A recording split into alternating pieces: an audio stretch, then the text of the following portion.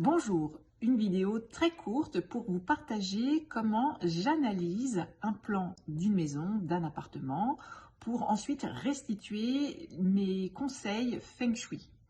Alors nous sommes sur Google Earth. Ici, nous avons donc l'environnement où va être implantée une maison.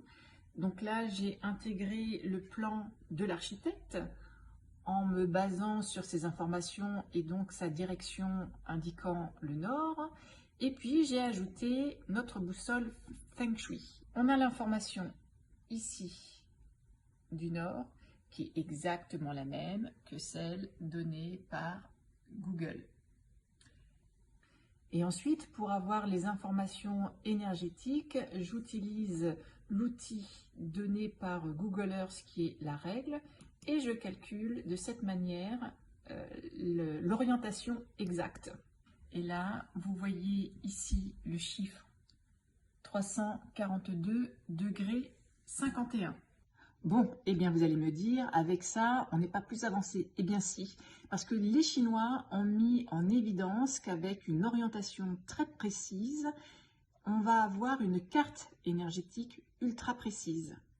Donc ensuite, en me référant à ce livre très sérieux de Joe Yap, qui est vraiment une référence dans le Feng Shui, je regarde, ma mesure se situe entre, j'arrondis, 337 et 362 degrés. C'est pour ça que c'est ultra précis.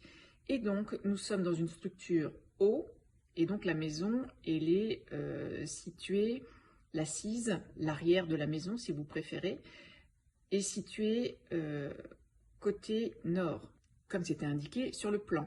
Mais sur le plan, je n'ai pas la mesure précise comme ici. Et ça va me donner des informations comme ceci. Voilà. Là, on est dans cette structure-là. Donc, nous sommes en période 8. Et par exemple, on va garder le nord. Vous voyez qu'il y a des chiffres qui sont appelés étoiles. Donc ici, nord, on a 8, 8 et 4. Et donc, tous ces petits carrés, vous voyez, qui correspondent ici au nord, ici au nord-est, est, etc.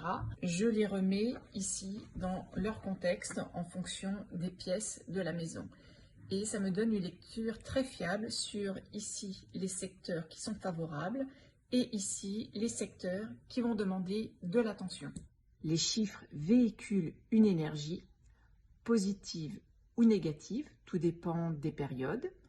Et donc ensuite, je vais les interpréter pour pouvoir agir à un endroit précis de la maison pour les harmoniser entre elles et ensuite avec leur occupant.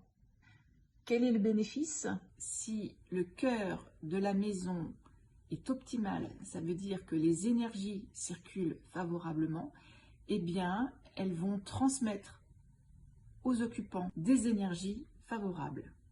Parce que finalement, le cœur de la maison joue le même rôle que notre cœur à nous. C'est le cœur qui va distribuer les énergies dans le reste de notre corps et des organes. C'est le cœur de la maison qui va distribuer les énergies aux occupants.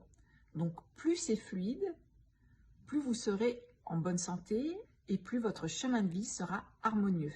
Et l'analyse me permet également d'attribuer des chambres en fonction des occupants et donc de leur énergie, de manière à ce qu'ils puissent se ressourcer beaucoup plus efficacement. Et puis trouver le lieu le plus adéquat, par exemple, pour travailler, voir si on est compatible avec la maison, si la maison est compatible avec nos énergies. Plus vous ferez cette analyse en amont, lors de l'élaboration des plans avec un architecte, lors de votre recherche de maison, d'appartement, eh bien vous mettez toutes les chances de votre côté. Quand on sait qu'on passe un tiers de notre vie chez soi, encore plus si on télétravaille à domicile, eh bien cela permet de capitaliser sur son habitat. Voilà, j'espère que cette vidéo aura été utile. À très bientôt.